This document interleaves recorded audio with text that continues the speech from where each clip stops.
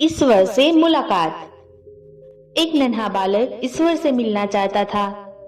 वह जानता था कि उसकी यह यात्रा लंबी होगी। इस कारण उसने अपने बैग में चिप्स के पैकेट और पानी की बोतलें रखी और यात्रा पर निकल पड़ा। वह अपने घर से कुछ ही दूर पहुंचा होगा कि उसकी नजर एक बुजुर्ग सज्जन पर पड़ी, जो पार्क में कबूतरों के झुंड को देख रहे थे। वह बालक भी उनके पास जाकर बैठ गया। कुछ देर बाद उसने अपनी पानी की बोतल निकालने के लिए अपना बैग खोला। उसे लगा कि वह बुजुर्ग सज्जन भी भूखे हैं, इसलिए उसने उन्हें कुछ चिप्स दिए।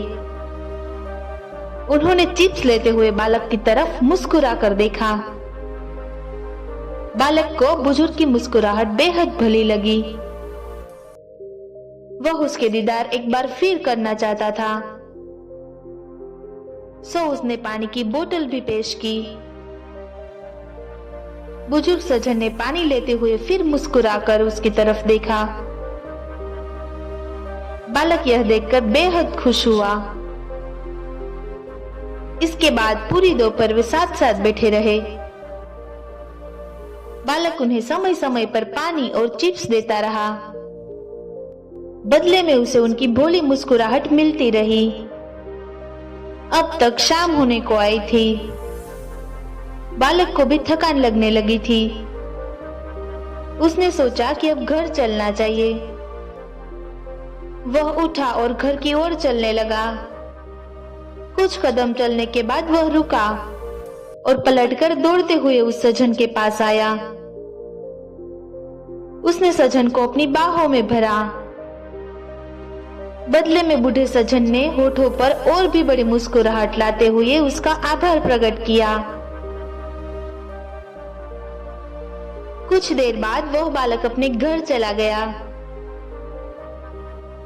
उसकी मां ने जब दरवाजा खोला और उसके होठों पर खिलती मुस्कुराहट को देखा, वह पूछ बैठी, आज तुमने ऐसा क्या किया जो तुम इतने खुश हो? बालक ने जवाब दिया, आज मैंने ईश्वर के साथ लंच किया।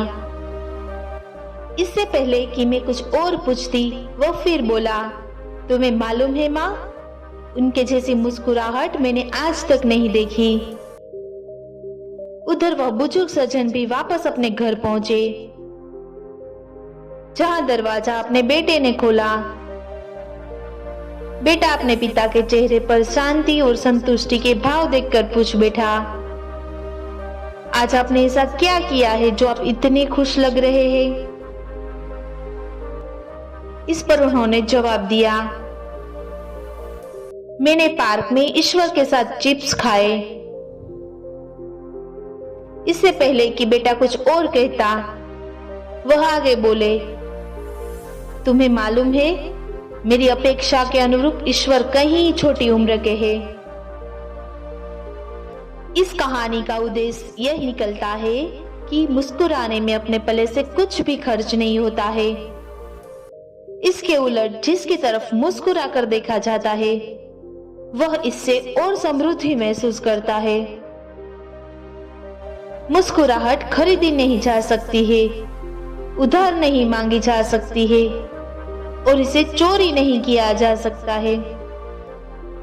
इसका तब तक कोई मूल्य नहीं है जब तक कि किसी को मुस्कुराकर देखा नहीं जाए। इसके बावजूद भी कुछ लोग मुस्कुराने में थकान का अनुभव करते हैं। वे इसमें कंजूसी बरसते हैं। मुस्कुराने के महत्व को समझते हुए मुस्कुराइए। किसी को इससे ज्यादा और क्या चाहिए कि कोई उसे देखकर मुस्कुराए। किसी की तरफ मुस्कुरा कर देखने से हमारा कुछ नहीं घटता है, बल्कि संतुष्टि और प्रसन्नता ही अनुभव होती है। इसलिए एक बार आप भी मुस्कुराइए, अभी मुस्कुराइए।